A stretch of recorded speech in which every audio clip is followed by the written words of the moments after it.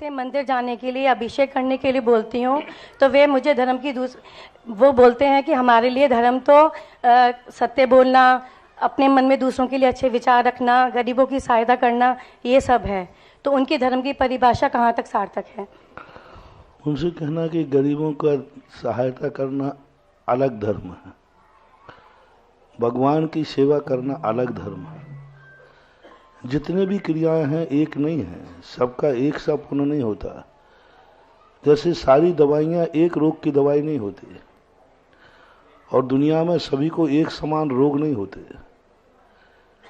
रोग अनेक हैं तो दवाइयां भी अनेक हैं।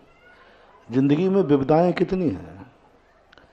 कभी विपदा आती है व्यक्ति को बीमारी की, कभी विपदा आती है व्यक्ति को गरीबी की, कभी विपदा आती है पड़ोसी की, कभी व्यक्ति पर विपदा आती है दुश्मन की, कभी व्यक्ति पर विपदा आती है कि उसके लिए हमेशा कोई ना कोई दुश्मन का डर सताता रहता है। कभी विपदा आती है मौत की, कभी विपदा आती है एक्सीडेंट की, कभी विपदा आती है व्यक्ति के ऊपर से कि मेरा ब्रेन हेमरेज नहीं हो जाए, कभी विपदा आती है हार्ट अटैक की, कभी विपदा आती है फ्रैक्चर की। क्या इन सबकी दवाइयां एक ही हैं? नहीं, सबकी दवाई एक ही है। मंदिर बनाने का पुण्य अलग है। जिसने भगवान को आवास दिया है, जिसने भगवान को आवास दिया है, एक दिन कर्म उसे भी विमान देगा और आवास देगा,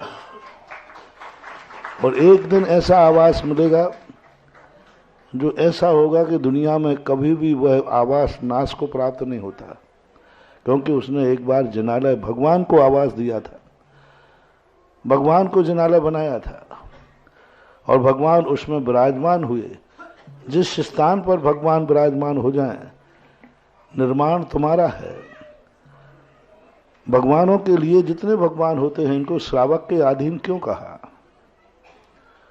उनकी पूजा श्रावक के अधीन। वैष्णव दर्शन में भगवान के भोग भी श्रावक के अधीन क्यों?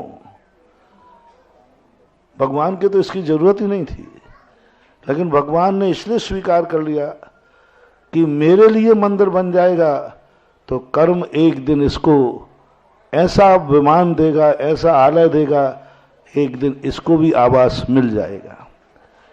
एक बार एक बहुत पहले की घटना है, लगभग होगी 70-75 के पहले की। एक स्थान पर तीर्थ क्षेत्र था, वहां पर रास्ता नहीं था, कच्चा रास्ता था। बहुत प्रयास करने पर भी रास्ता नहीं बना। वो मुख्यमंत्री बने। उन्होंने कहा आपको कुछ नहीं करना, मैं कुछ भी नहीं कर पाऊंगा और ना मैं दे पाऊंगा, आप बस एक बार वहां कार्यक्रम करके मुझे निमंत्रण कीजिए। और बस समाज ने निमंत्रण उन्होंने स्वीकार कर लिया, और उन्होंने नोट लगाया कि हम इस तारीख में उस क्षेत्र पर जाएंगे। सरकार ने जब उसका प्रोटोकॉल किया तो बोले साहब आप वहां नहीं निकल सकते, वो तो कच्चा रास्ता है। बोले मेरा निर्णय हो चुका, वहां जाएंगे। 15 दिन के अंदर 13 किलोमीटर का रोड बना। मुख्यमंत्री दर्शन करने गए, वो दर्शन करने नहीं गए थे, वो तीर्थ क्षेत्र का रोड बनाने गए थे। कितना बड़े अधिकार का प्रयोग कर लिया उन्होंने, कितना बड़े अधिकार का प्रयोग कर लिया। तो कभी कभी ऐसी स्थितियां होती है कि सबका पुण्य अलग अलग होता है, सब चीज का पुण्य अलग अलग है। जैसे मंदिर बनाएगा पुण्य अलग लगेगा। अब जो अभी जो पूजा करेगा, कई लोग सोचें कि महाराज जी इतने में तो हम मंदिर बना देंगे, एक मूर्ति बैठा देंगे, जितने में समोषण लगाएंगे। नहीं, समोषण का पुण्य अलग है। समोषण में जो पूजा करने का पुण्य है वो तुम्हारे संसार में काम आएगा, वो तुम्हारे व्यापार में काम आएगा, वो तुम्हारे परिवार में काम आएगा, वो तुम्हारी सुख समृद्धि में काम आएगा, वो तुम्हारे धन दौलत के काम आएगा। भगवान का मंदिर तुम्हारे धन की रक्षा नहीं करेगा, लेकिन भगवान की पूजा तुम्हारी तिजोरी की रक्षा करेगा। अब आप देख लीजिए क्या करना है। पूजा में ये अंतर होता है, पूज्य और पूजा में बहुत अंतर होता है। पूज्य व्यक्ति वो होता है जो कभी अपना बंदेज नहीं करता, सारे संकटों को सहन करने के लिए तैयार है। पूज्य बनना है तो संकटों को सहन करने की शक्ति आएगी, और पूजा करना है तो संकट आएगा तो टल जाएगा। बोलो, आपको संकट सहन करने के आशीर्वाद दूं या संकट दूर हो जाए उसका आशीर्वाद दूं? मैं तो ये चाहता हूं कि मैं तो संकट दूर करने की बात कभी मांगता नहीं। भगवान से कभी नहीं कहता भगवान मेरे संकट दूर आ जाए। मैं तो एक ही कहता हूं, मुझे संकट को सहन करने की शक्ति दो। संसार के सारे संकट मेरे पे आवे, मैं चुनाव स्वीकार करने को तैयार हूं, बस मुझे सहन करने की शक्ति, मैं उसको सहन कर लूं, घबराऊं नहीं हूं, आकुल व्याकुल परिणाम नहीं हूं। और दूसरा यह है कि संकट आवे ही नहीं, और आवे तो टल जावे।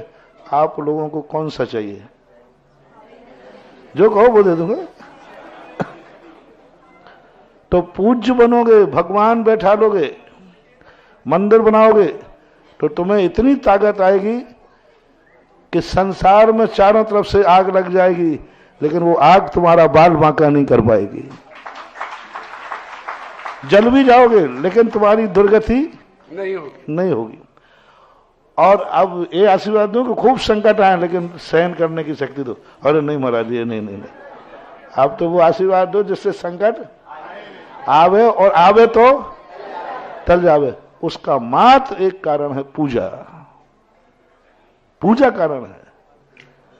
पूजा जब करोगे तो संकट निवारण होगा। पूजा संकट मोचक होती है, और पूज्यता संकट सहन करने वाला, सहिष्णु बनाती है। जैसे जैसे तुम पूज्य बनते जाओगे, जैसे जैसे सहिष्णु होते जाओगे, और जैसे जैसे तुम्हारी पूजा बनती जाएगी, वैसे तुम्हारा संकट मोचक होते जाओगे। तो ये मत समझना कि भगवान बैठाने में, मंदिर बनाने में सब में एक है। नहीं, जो समोषण में जो तुम पूजा करोगे, ये पूजा ही तुम्हारी संकट मोचक होगी। ये दो कार्य करेगी, एक तो संकट दूर करेगी, और यदि संकट आ गया तो उसको टालने की ताकत इसी पूजा में होती है। जैसे कि मैना सुंदरी ने पूजा की थी, संकट टला कि नहीं? पूजा का काम है, पूज्य का नहीं। पूज्य नहीं कर सकता, पूज्यता में इतनी शक्ति नहीं वो संकट दूर कर ले। ये शक्ति पूजा में होती है। और पूजा का आयोजन किया मैना सुंदरी ने, और उसी पूजा के परिणाम स्वरूप उसने आए हुए अपने और अपने परिवार के संकट को दूर किया। तो ये जो पूजाएं की जाती हैं, ये आपके संकट निवारण के। हम लोग नहीं करते पूजा, हम लोग स्तुति करते हैं। तुम लोगों को पूजा बताई क्योंकि तुम लोगों को पूजा संकट आने पर तुम रो पड़ते हो।